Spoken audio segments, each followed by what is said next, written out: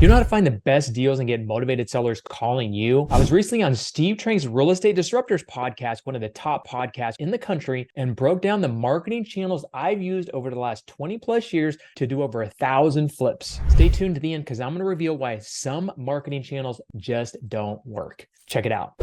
You like to do inbound marketing versus outbound marketing. There's a lot of different marketing methods, right? So what I'm going to do is I'll go from the top to the bottom. And what I mean by the top is those that don't take quite as much time and that perform well and that you have people calling you. And then all the way down to the bottom is you're reaching out to them and it's a lot more hard work with these marketing. So the top obviously is going to be TV commercials. TV commercials to me are the thing that really build credibility for everything. You have people calling you. It's very hands-off once you have it set up and dialed in with the right scripts, the right shows and stations and things like that we feel like we've done really well. You don't have to touch it for at least 6 months, if not 12 to 18 months. I was actually talking to Ryan Pineda the other day, and he's ran the same TV commercial for 4 years. Yeah. He hasn't touched it for 4 years. And so you have TV. That's inbound marketing, and you have to only have to get about 10 to 15 leads per deal. We actually have a lot of clients that said it's actually between 5 and 10 leads to actually get a deal. So that's what I would have expected. Right. And so that to me, that's the top. Now working down, radio, we do radio as well. Radio is very similar to TV in the fact that you have people calling you. It is credibility. You're getting, and I didn't mention with TV, radio is the same way where it's a broad reach, but you can dial it in with the stations and shows that you're targeting, but you're getting so much more exposure. So I'll give you some math here. Direct mail, if you send a direct mail campaign out, let's say 1,000 postcards, it's going to cost you about $5, or it's going to be $500 to hit 1,000 people. With TV commercials, it's closer to $5 per 1,000 people. Gotcha. So you're able to get 100 times more impressions with TV compared to postcards. Right. And not only that, people hate postcards, right? I mean, obviously they work if you hit the right person at the right time. And so you're getting a lot of bang for your buck with those two channels, and people are calling you. Then you start getting into the channels that are still inbound, but they still can take still take some time and effort, more time and effort. So then you have postcards. Billboards is in there somewhere. I don't recommend billboards for everybody. I know that a lot of people have tried it and failed. Yeah. You have to have a lot of marketing out there to make billboards work, because then that billboard is just the extra thing that... It's omnipresence. Yeah, exactly. Until you have everything else going, billboards are worthless. Yeah. Once everything's going, billboards add value. Exactly. Yep. So with direct mail is still, I could consider an inbound channel. People are calling you. It is a little more intrusive because you're actually physically sending them the postcard that they don't want, most people. The time and dedication to it, even if you have a mail house doing it, you still have to approve the message. You still have to approve the postcard. You still have to say, what is is this working? Do we need to change it up? You have to know what list you're hitting. There's still some things that you have to do with that, even if you have someone else fulfilling it. So there's more cognitive burden. It is 100%. But you have to get through, and I don't know if you know numbers on this based on your clients, but 50 to 100 leads typically to get a deal with with cold calling and texting. I think numbers are worse than that. You have to have typically a certain number of conversations. So it's not leads. So you get contacts that turn into leads, and then the leads that turn into appointments. How much brain power does that take? If you have your team doing it, even if you have someone else doing it, let's say you hire a company to do it, they still have to send you the leads that you have to sift through and say, are we going to make offers on these? Are we going to go out to the appointment? People ghosting you. I mean, there's all kinds of different things to it, right? It can be high return, 100%, but then the time and dedication it takes to it, to me, is like, we'll never do texting and cold calling. And then down there is driving for dollars, which, could be a great source. I don't know too many people doing that these days. There are a few people doing it, and when they do it, they crush it because it is laborious. There's actually AI that does that now, I hear. It'll actually go into Google Maps and looking at houses and then automatically just send letters out. But so again, we're going back to working smarter. Would you rather put something out there that you don't have to manage that much, that builds a lot of credibility, that does a lot for your business outside of just direct ROI, that you have to spend less time working leads? And then the other thing is those leads that come in, you're having to not have to build so much credibility for yourself. It's not saying, who am I? Here's what I do. Here's why you should use me. Usually they already respect you out of the gate. They know you're spending money on TV. They think you're spending probably tens of thousands of dollars a month. Or more. They think you're way bigger than you are. You know, there's a lot of different things there. And then just moving all the way down is how much time and effort does it take, even if you're getting a 10 to 20 times return on investment, and you can only spend so much. You only have so many lists you can hit. You know, I talk to people that are in smaller markets, and they're like, we go through the lists in, I don't know what it is, a few months or whatever it is, and then we have to go through them again. And then eventually those lists get worn out, and then where do you go?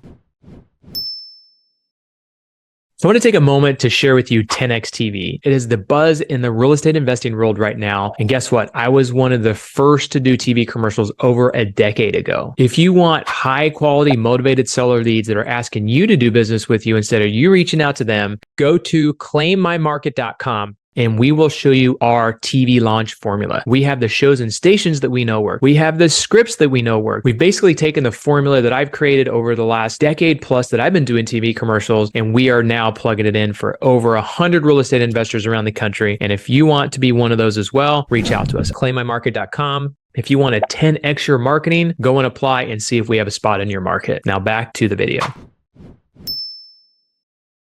So for me, we do every single one of those except for the bottom tier. We don't do driving for dollars. We don't do cold calling and texting. We do Facebook, Google, direct mail, billboards, radio, and TV. And so one of the things that I've been pressing our clients to look at is what you should keep and what you shouldn't, because it frustrates me when someone starts TV with us and they're getting a 10 to 20 times return on investment texting and cold calling. They come in with TV, 3 to 6 months, they're getting a 3 times return on investment, right? Which is kind of on the low end of what we typically see, but still that's not bad, especially considering all the other benefits that TV has. And then they'll be like, we're thinking about taking that, $5,000 or $7,000 or whatever it is and putting it into texting and cold calling. I'm like, why don't you just add more to texting and cold calling? Why would you get rid of TV that's giving you a 3 times return on investment? And so I've had this conversation with a lot of clients is, at what point do you cut TV? And I'm like, to me, if it's even breaking even to 2 times, it's probably worth it for many reasons. One is all the other benefits that you're getting, the credibility, the branding, your personal branding, all kinds of different things. On top of that, you don't know if there's deals that you're getting from a lead channel, especially TV, that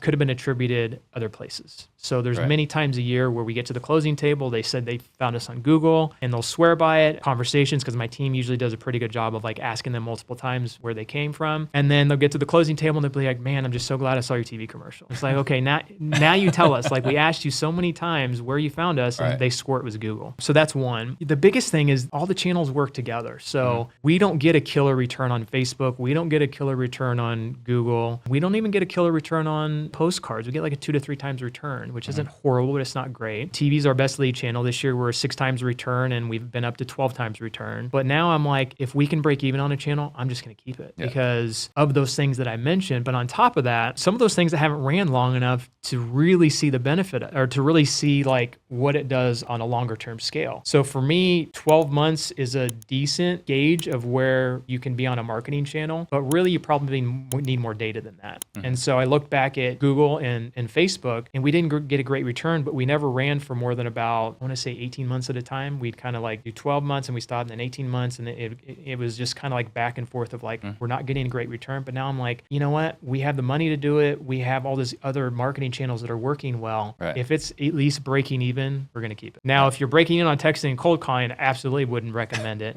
But once you get to those higher tiers of marketing, then you can be a little bit more forgiving on your Dean Rogers. You've had him on the show. We got him into Family Mastermind, and he was on the show here. So he's been running TV with us for 3 years now. He started TV. He had a very small meetup group. He wasn't getting much traction from it. Started TV commercials, and then all of a sudden the credibility and people just started coming to his meetups. Same thing started happening as people would call him and be like, hey, I see you're on TV. We've got a wholesale deal, yada, yada. And so he grew this massive meetup group in Fresno. It's huge. And he has Friends with Benefits. I think he's talked to you about that, which is super cool, super funny. And he didn't tell me what his stats were last year, but I think it was the year before, did an extra $1 million that he didn't do the year before with JV deals from his meetup group, which again came from a lot from TV. I'm not going to say it's all from TV, but you know what I'm saying? Yeah. So you're 100% right. There's so much outside of just direct people, sellers calling you that you get benefit from. We've raised a lot of private money in my hometown of Wichita. Anytime I get a referral from another one of our private lenders and that person calls me and says, "Oh, I've seen you on TV," you can tell the conversation's way different than if someone refers me to someone that's in California and they're like, "What do you do in Wichita?" And like, then you have to explain it and then you have to build that credibility with them. So yeah, it's just, there's nothing else that can do what TV does other than maybe social media, but it takes a lot to build a social media presence. It's not just dollars. I mean, just you're talking about dollars and you're talking about years to build, unless you I was saying on TV, it's just dollars. That's it. It's dollars. Yeah, you're right. You're right. Joe Schmo, who had never done a deal before, can get on TV and people are like, "Oh, wow, look at that guy." Here's what you're not considering, and maybe you have thought of this, is what we're doing now. Let's say you're doing 5 deals a month, right? There's a certain overhead that it takes to do 5 deals a month or 10 deals, whatever the number. If you add another marketing channel that brings you another deal a month, are you having to spend, what is that number, 10 to 20%? So from 5 deals to 6, so adding 1, that's 20% more deals. Are you adding 20% more overhead? Not more overhead, no. Probably not. So there's a point where you have to look at it from a net income perspective, but then there's a certain point once you start adding things on, you're not spending 80% of that money from overhead, right? So if I add another $2,000, or let's call it $5,000 a month in PPC, it's bringing me 10. That's a 2 times return. There's an extra $5,000 coming in. How much of that extra are you spending with that one extra deal? It's probably an extra commission with your people, and there might be a little bit of extra overhead with TC and things of that nature. Right. So I think once you start doing more deals, then you have to look at it from perspective of how much extra that deal is taking in overhead compared to the whole business itself. Yeah. When we talk to a client and they come on as a client, we can typically, I don't want to say pinpoint, but we can pretty much pinpoint the ones that are going to do really well. Usually it's because they understand it and they're really excited and they almost have no hesitation. That's part of it. And that's part of their personality is like, we're going to make it work. Let's go. Let's do it. We'll figure it out. Right. So that's part of it. And then you look at the other side of it as, man, this person, they're doing deals, but they're maybe not as dialed in as some of the other clients that we have, right? And I think it comes down to the operator. I mentioned before we started that, we've listened to some of our clients' calls in the past, and you can tell who's dialed in and who's not. If their team is answering the phone, hello, or they're having the conversation with the client, and you got babies screaming in the background. People don't answer hello. That's different than, "Hi, this is Tony, Professional Home Buyers. How can I help you?" And then, and then the whole sales process. I mean, you know all this, the right questions to ask, setting the appointment, building rapport. I mean, there's all types of different things. I think the sales process is the biggest thing. And usually it comes down to the operator, because usually it's either the operator that is taking the calls or it's the operator that's trained their salesperson to take the calls because they used to, and they had to train them. Right. And I think that's the biggest downfall. I think it's interesting because you've heard this before. People say PPC doesn't work or TV doesn't work or radio doesn't work or whatever. I used to take that with, oh crap, that doesn't work very well. But now it's like, it's the operator, number one.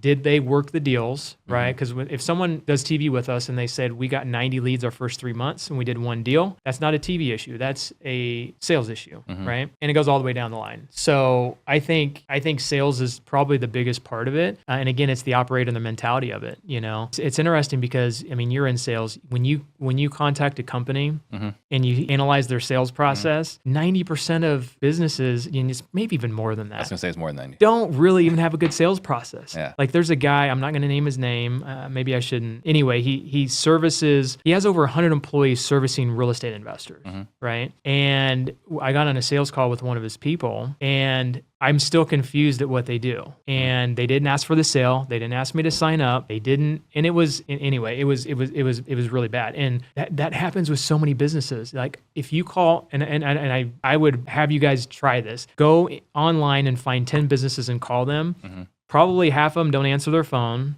You leave a message and probably 10% of them return your call, maybe 25%. And if that person answers the phone, they're not asking for anything. Even if it's a restaurant, it's like, oh, what's your name? I can get you in at this time, even if you don't take reservation. I mean, there's so many different things that you can do with getting people to commit once they get to a certain point.